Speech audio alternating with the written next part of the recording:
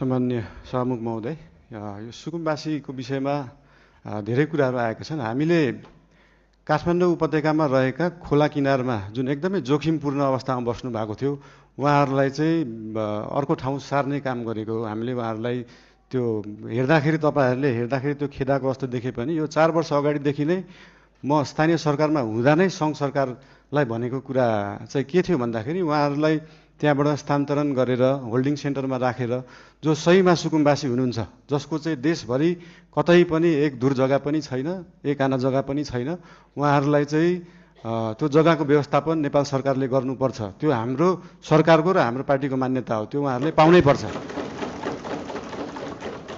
तर काठमाडौँ उपत्यकामा बसेकालाई किन एकदम प्रायोरिटी दिएर हटाइयो भन्दाखेरि विगतका धेरै वर्षहरूमा बाढी आउँदाखेरि उहाँहरूको घर डुबानमा पर्ने र उहाँहरूको स्वास्थ्य अवस्था पनि एकदमै नाजुक थियो। उहाँहरूको स्यानिटरी अवस्था, उहाँहरूको त्यो वासरुम टोइलेटको व्यवस्था, त्यसको निकासा सिधै खोलामा थियो र उहाँहरूबाटै निस्केको त्यो फोहोरको दुर्गन्धले फेरि उहाँहरू नै बिरामी परिराख्नु भएको थियो।